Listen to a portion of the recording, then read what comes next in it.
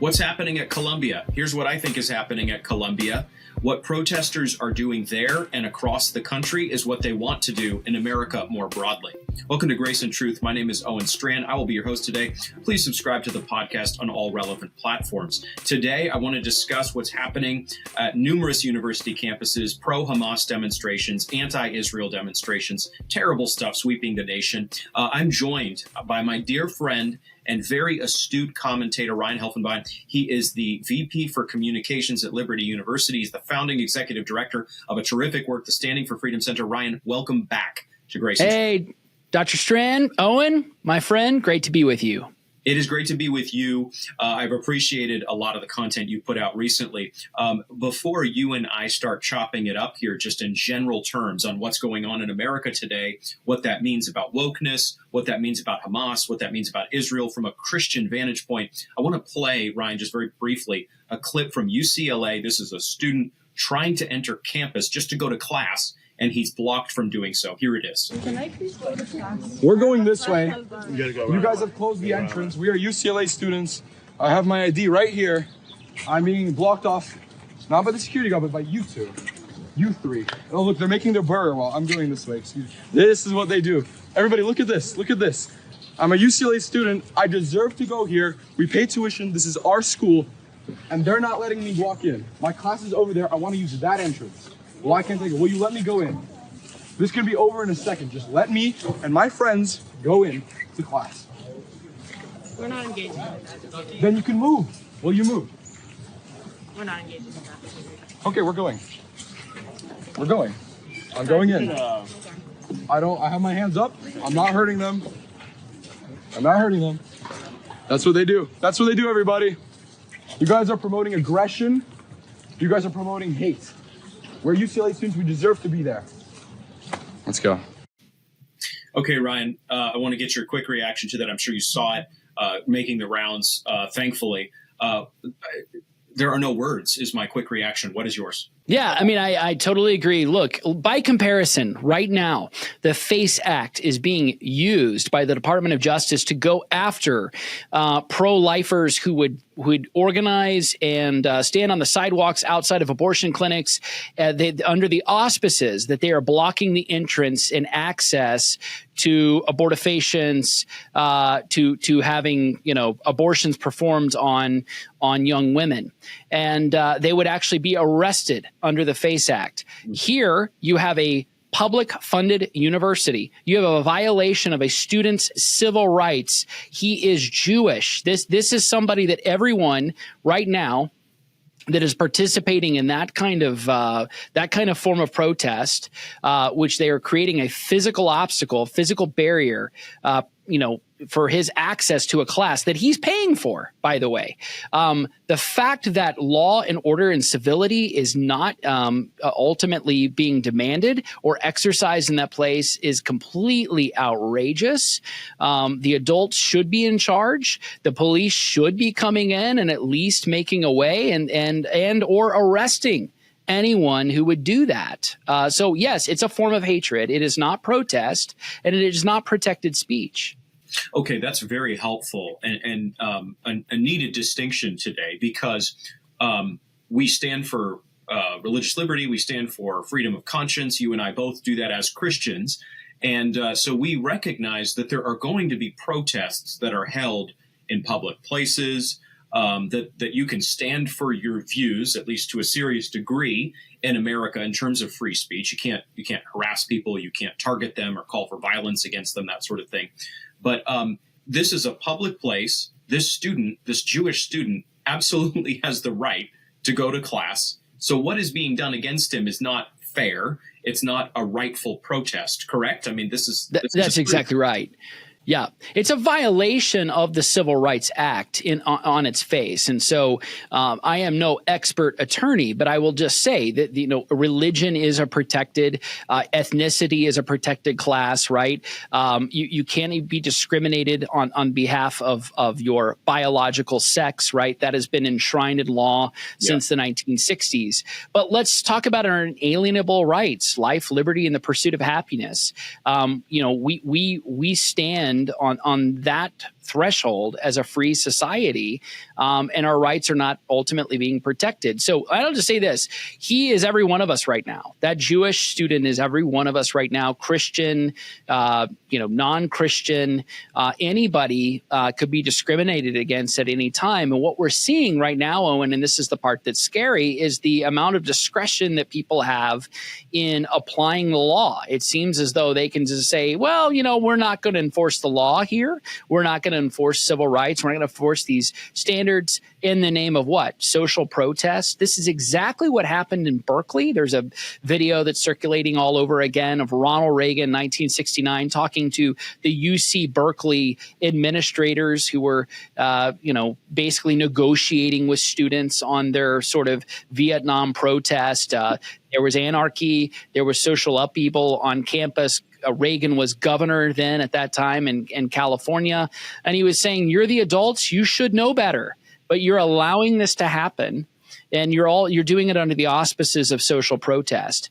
It was just as insane then as it is today, just as wrong then as it is today. These students need to be told the truth. Right now, they don't have any understanding of due process and equal opportunity. And that's the other thing. So everyone has, when it comes to a just and fair and civil society, everyone should be treated equally. And right now they're not. Yeah, that's exactly right. To put the focus on what adults are not doing, on what campus administrators at UCLA in the case of this situation are not doing. Thankfully, we have seen elsewhere on other college campuses across America different responses. There's really bad responses at a lot of places, or lack thereof. There are a lot of good responses that have resulted. University of Florida, UNC Chapel Hill, some others we could mention.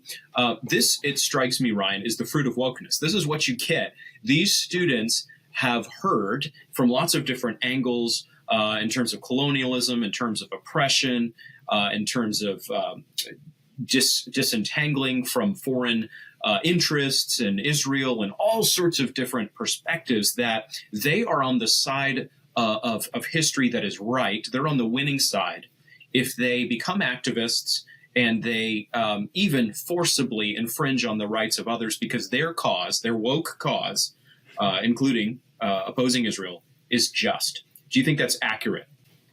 In terms of their perception, they're absolutely in denial of reality. But yes, they are looking around and they're thinking, and this is kind of like the righteous mind.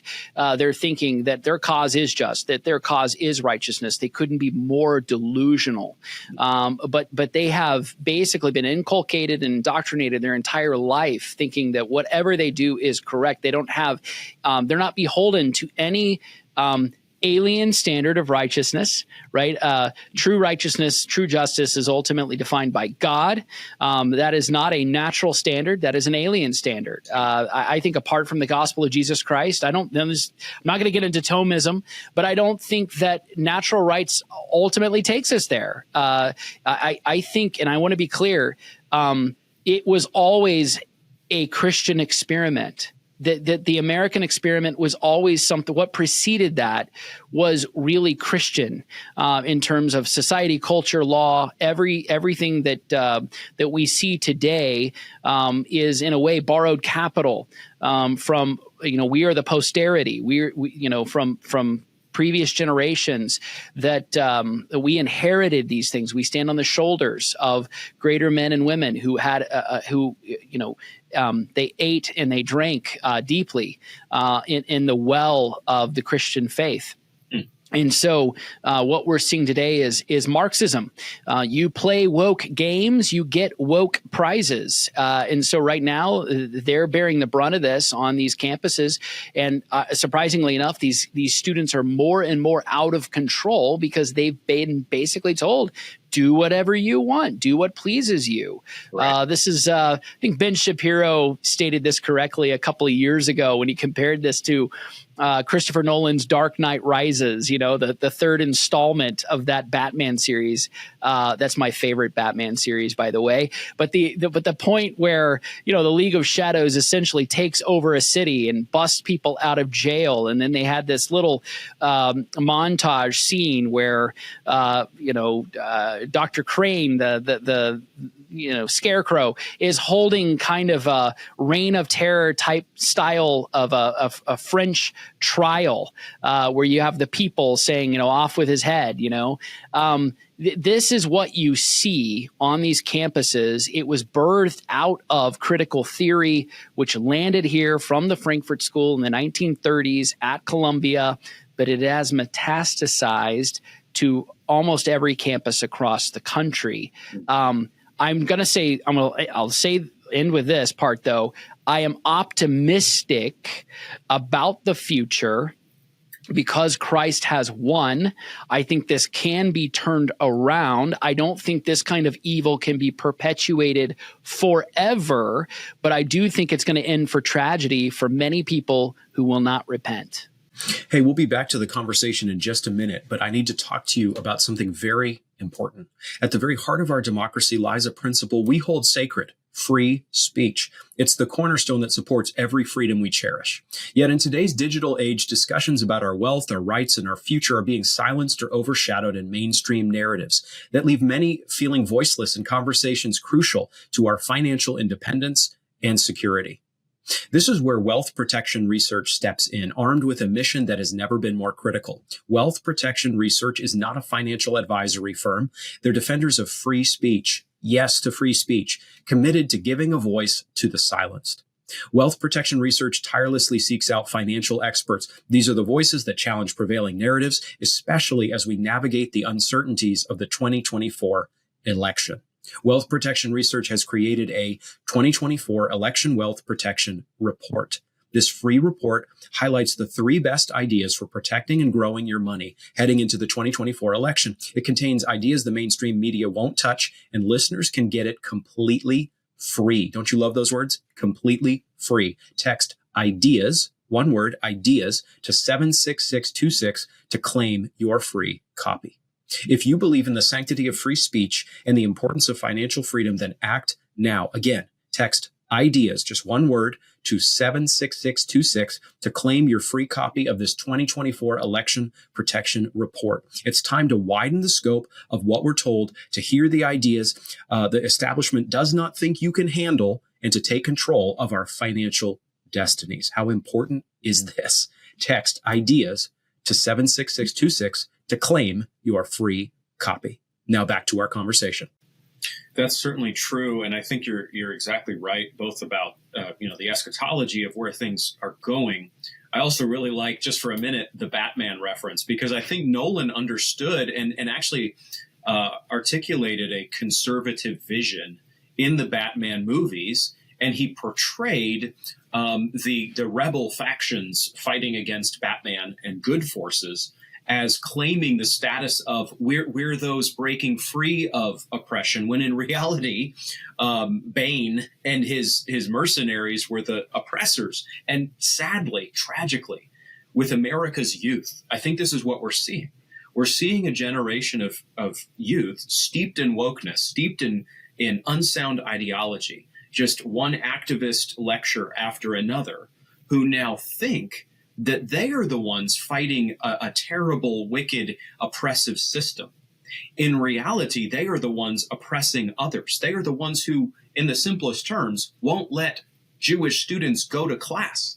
They are the ones who are creating on numerous campuses hostile environments where there's all sorts of communist propaganda. There's support of the Intifada, of Jewish cleansing, of actual genocide, of Hamas. Hamas, of course, being a terrorist organization, not one-to-one with the Palestinian people or the nation of Hamas, but Hamas being the organization that largely runs Palestine and is a terrorist faction. Ryan, Christians seem confused about this. They're even doing moral equivalency, even seemingly sound Christians online, because they're popping up on my social media feed very graciously and offering me feedback along the lines of Hamas does bad stuff, but so does Israel.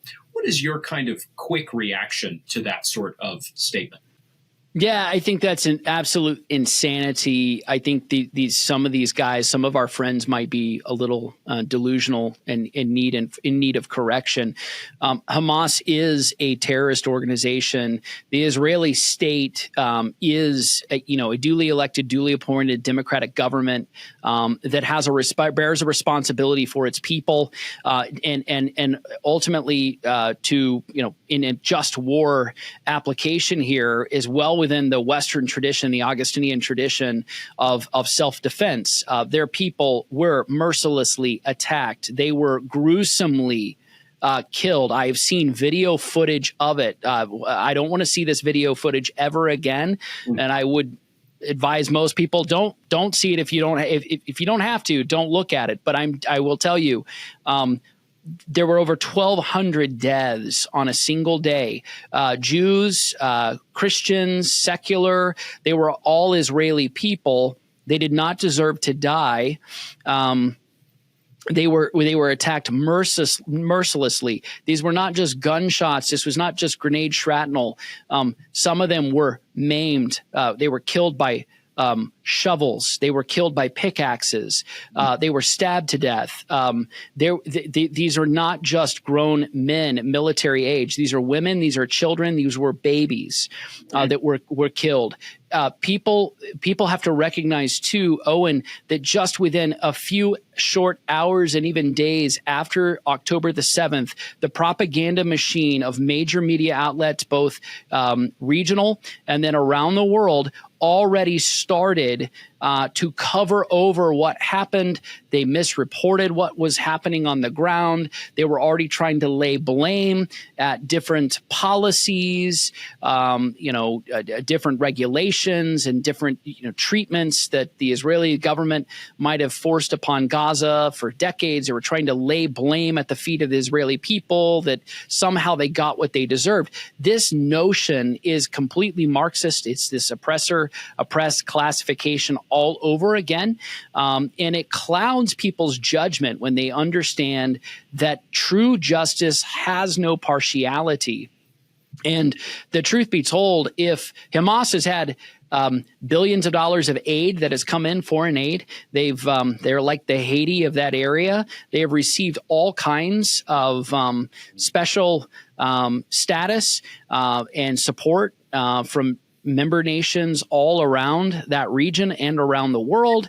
It would be an Arab Spring if they actually put that stuff to good use. But they haven't. All of those resources have been squandered because at the end of the day, it is a terrorist organization. It is not about the promotion of human flourishing, of equality or protection of women or children.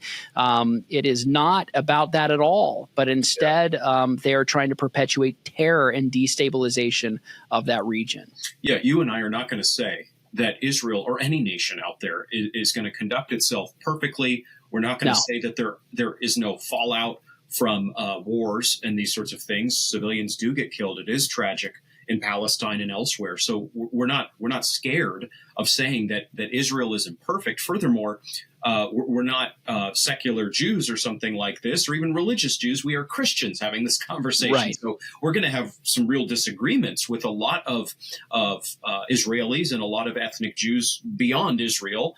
We're not saying, someone like me is not saying that Israelis or Jews are sort of half saved or something like that, and whatever they would do in terms of foreign policy, it's always good and always right. Those are not the claims we're making.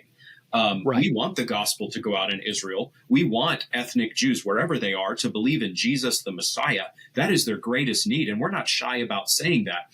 But fundamentally, there's a lot of critical theory in the water here. And that's what we're seeing, I think, work its poisonous mix out when even conservative Christians are saying online there's this equivalency between Israel and Hamas. And so every conflict always reduces to both sides are impossibly bad. Both sides are compromised.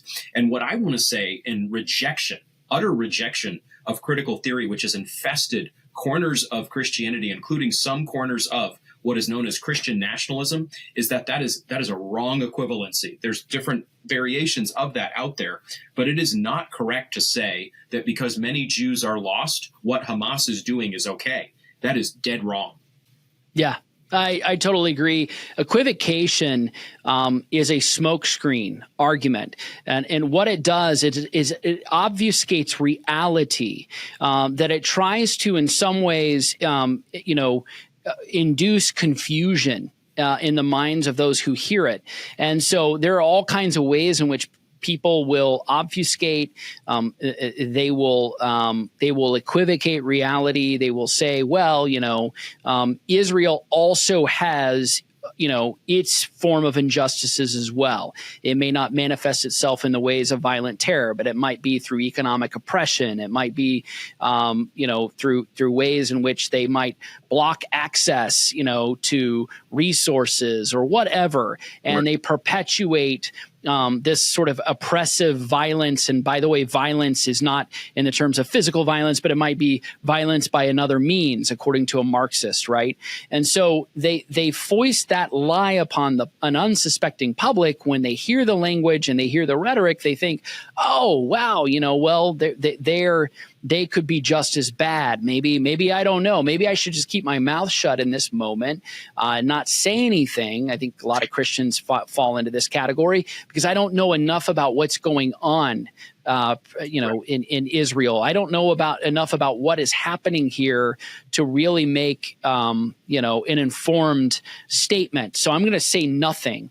I would absolutely encourage anybody who's listening. There are lots of news outlets. All Israel News is something that I've looked at. Joel Rosenberg, who is an evangelical Christian, reports a lot about what's happening on the ground there. He is by no means confused that the true hope of Israel is Jesus Christ and Christ alone. There are folks, I appreciate what you said about those who might have this perception wrongly that Jews are sort of half saved. No. Apart from Christ, no one is saved. We have to recognize that. But in political categories, we have to recognize, too, that there are nations who have a just cause when it comes to their own people. And if their people have been attacked, they do have a just cause in order to defend their people. Right now, and this is something no one wants to talk about, it's over 100 Israeli people, some of them are even American citizens, who are still being held captive right now. There are those who would say we need to cease all hostilities. We need to go back to a normal status, a ceasefire. Right now, Israel is wrong to attack Rafah. They're wrong to go in there and try to get these people out. Let's just cease hostilities right now. That is something that is absolute evil. What I mean is the lie that is in the myth that is being perpetuated. That is the evil right now. So I think we have to remember, if these were all Americans and this was 20 years ago, right after a 9/11, and Americans were taken hostage, you better believe George W. Bush would have done anything in his power to get those people back. Yeah, that's right. I agree with what you said, your general take on things in Israel. And it's remarkable to think that people today, again, in Christian circles, Reform circles, are buying the lie and promoting the lie that anti-Semitism is a myth. You're hearing this regularly said today on social media and elsewhere. And it's absolutely not the case. We're seeing a horrifying rise of attacks on Jews. And as Christians, there's lots of reasons that evangelicals are going to engage this conversation and stand with Israel and stand with Jews. Christians aren't going to agree about every reason they do so. But fundamentally, if image bearers are unjustly attacked, and if violent incidents against Jews in America have gone up something like 350% since October 7th, we have to recognize as Christians that while we continue to pray for ethnic Jews and seek their salvation, and while we know that there will be an ingathering of a good number of Jews, salvifically and spiritually, in the broader plans of God to come, right now we have to stand against anti-Semitism. It is not a mirage. It is not fake. By the way, if there is a protocol of Jews running the world in all these weird corners of power, there may be lost Jews who are doing not good things, to be very clear. But if there is this conspiracy, the conspiracy is not doing a very good job of holding back horrific violence. It never has.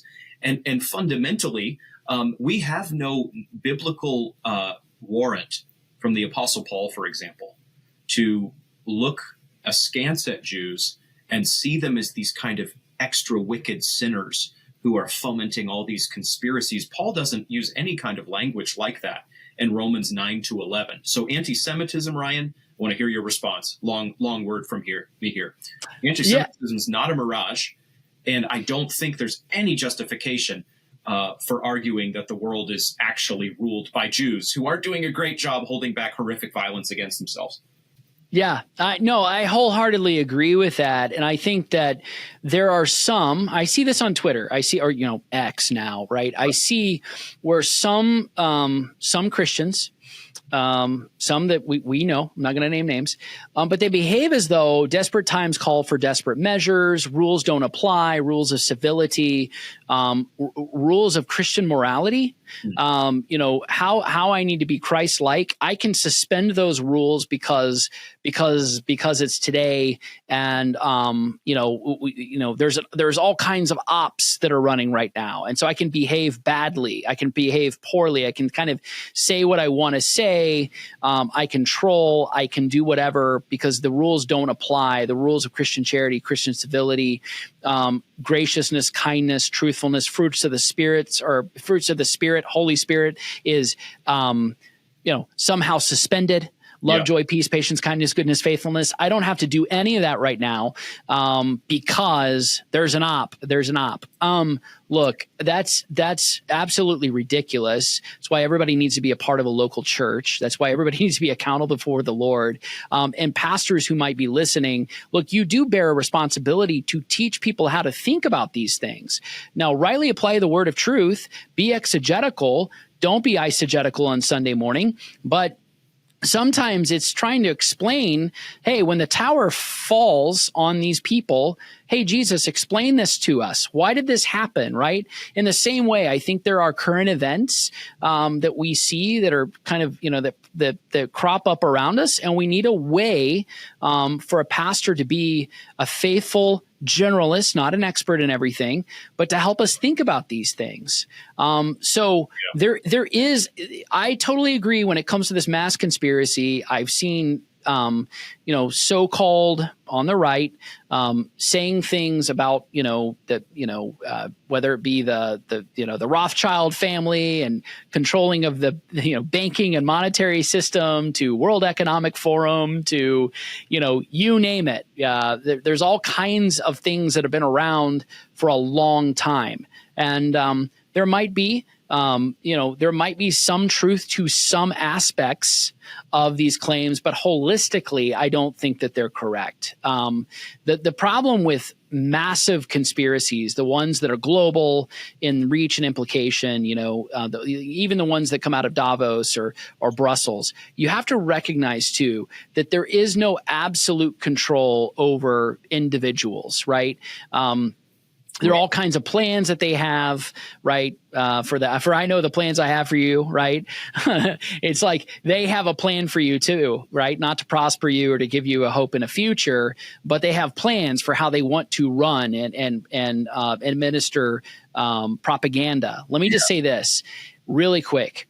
Not even for one day, with all the power that the Roman emperor had, all the power of the Roman Empire, the threat of crucifixion, the threat of death, they could control anything they wanted to. They could propagate their own myths and narratives that they wanted to, their own religion, their own laws. Not even for one day could they cover up the truth of the gospel, the empty tomb, the resurrection of Christ. Not even for one day could the powerful Sanhedrin deny the claims of Peter and John and shut them up. So look, if that was true at a time when you didn't have you didn't have this notion of a constitutional republic or citizen kings or inalienable rights, you didn't have any of those concepts. Why? Because the gospel of the kingdom had not gone forth yet.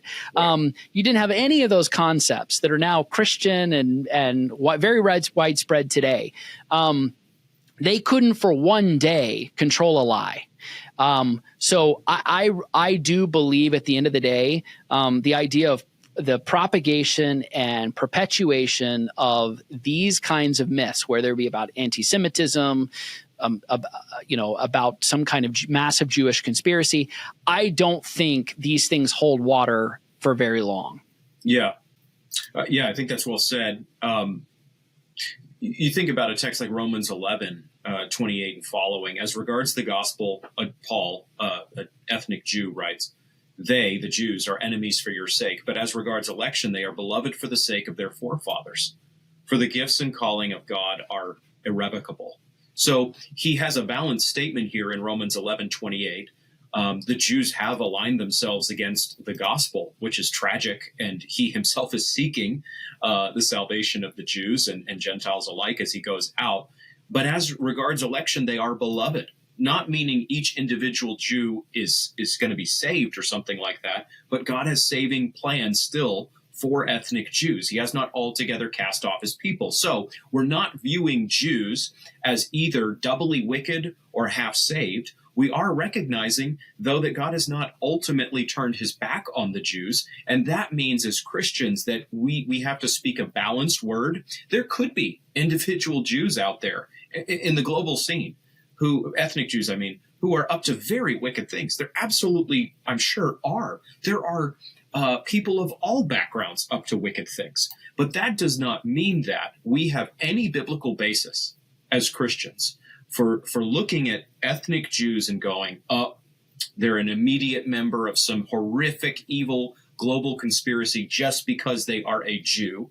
And pastors need, Ryan, as you were talking about, to teach a balanced perspective on the Jews. Fundamentally, if we're Pauline, we're praying that they will be saved. When it comes to the nation state of Israel, as we conclude our discussion here today, how should Christians be thinking about the nation state of Israel? Yeah. Okay. I love it. By the way, thank you for tying it to Scripture into Romans 11. I absolutely agree. Paul, a former persecutor, as a Pharisee, right, who was taking people to prison, having them killed, having them slaughtered. If you read the book of Acts, it goes through his own story and his powerful conversion on the road to Damascus. He comes back and he writes to Romans that, hey, the Roman church, there is still a promise for Israel.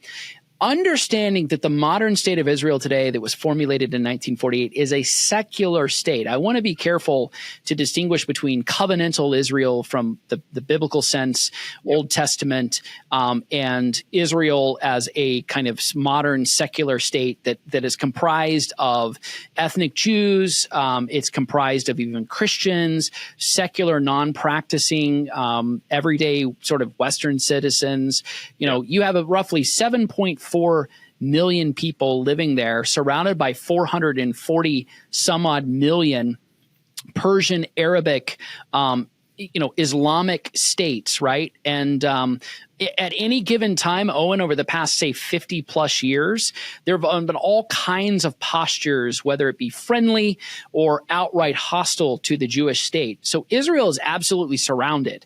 On their best day, an enemy might be neutral. On the best day, on the worst day, the enemies that surround them are absolutely trying to wipe them off the map, like Iran is right now.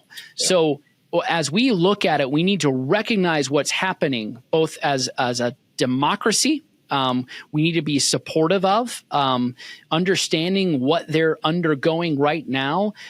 They are a very strategic ally, even for us living in the United States. Even if you don't go to a church right now, Israel is still important to you, not because you're some kind of a Zionist, but because you recognize that a destabilization in that part of the world could have absolutely devastating repercussions for global security. It's absolutely crucial we understand that. Right. But then as the church, holding to the fact that Christ is the true hope for the church, and the church is comprised of both Jew and Gentile, who have confessed Christ as Lord, who are covered in the blood of the Lamb, who their sacrifice was at Calvary's cross in Matthew chapter 27.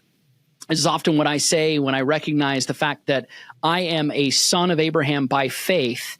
There are those practicing Jews today. I mean, no disrespect. They light a candle. They have prayer. They eat kosher food. They have these various rituals that they keep and feasts that they keep. But there is no blood, Owen. And without the shedding of blood, there is no forgiveness of sin. I recognize, you recognize where our blood comes from. It comes from Jesus Christ. And so one of the things that we need to pray for is exactly what Paul articulated in Romans 11, that for the sake of God's electing purposes, that these men and women would repent and confess Christ as Lord, and they would return to their Messiah, which is Jesus Christ. That's right. That's a great word to end on, Ryan. I really appreciate that. In love, we seek the salvation of the Jewish people. We don't fundamentally operate as Christians with a hatred of ethnic Jews, or even, like I've tried to say and you've said, a kind of, encroaching distrust of Jews. Jews need Christ just as we need Christ. And so there is not some separate category to put them in. We are not supposed to view the nation state of Israel either as some sort of glowing, perfect nation, nor are we to say it is this horrific nation that has turned its back on God and there's these other Christian nations out there. We're supposed to say, lots of people in lots of different countries need Jesus. That's the fundamental way to approach this. So there are voices out there who would effectively target Israel. There are voices out there who might go the opposite direction and almost lionize Israel. What we need to do is have a wise, biblically framed perspective on the matter. Thank you for your help there. Let's pray. Overall, let's pray for the nation state of Israel, namely for the conversion of many in it. Let's pray for the good of our world, that things would hold. And let's entrust ourselves to a sovereign God, because God is sovereign over all these matters. My guest today has been Ryan Helfenbein. He is the founding executive director of the Standing for Freedom Center at Liberty University. He's the vice president for communications at that school. Very thankful for him, thankful for Liberty. Ryan, thank you so much for being on the podcast today. Thanks, Owen. Appreciate it. God bless you.